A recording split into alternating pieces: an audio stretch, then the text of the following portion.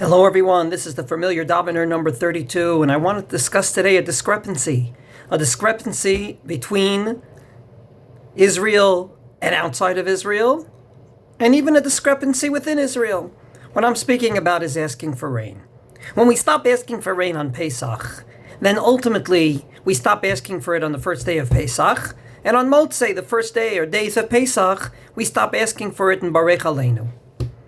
Not the case with Shmini Atzeret. On Shmini Atzeret, we start saying Mashiva Ruach Umorid HaGeshem, which means God can theoretically bring rain amongst the many things that God can do. And only on the 7th of Mar Cheshvan is the time that ultimately we actually ask for rain. And my question is why?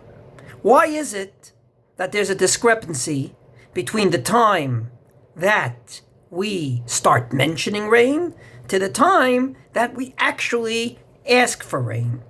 And allow me to sharpen this question. It's not like we don't need rain right after Sukkot. We do. You can ask anyone that deals with agriculture, and they will attest that we do need it. So at a time that we need it, we're not asking for it, we're pushing it off.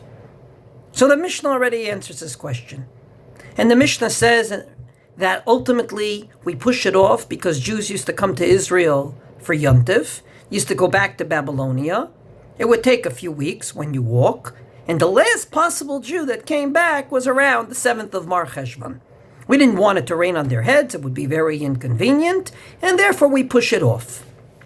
Obviously, it's assuming that our prayers are answered right away, and they would be rained on, but more importantly, for an inconvenience, we push it off. And I believe there's a message here, as the Lubavitcher Rebbe says very clearly. Your requests are important, whatever they might be. 13 out of the 19 blessings daily, with the exception of Shabbos and Yontif, are requests. On one condition, that it doesn't come at the expense of another Jew. Every request out there is legitimate as long as you're not asking God, make good for me, but hurt him at the same time. Ultimately, I believe this message is very important right now in one of the debates that Israel's having, and that is regarding the so-called ultra-Orthodox community and the draft. I'm not going to obviously do justice to this issue in just 20 seconds, but I will like to relate to one little part of it.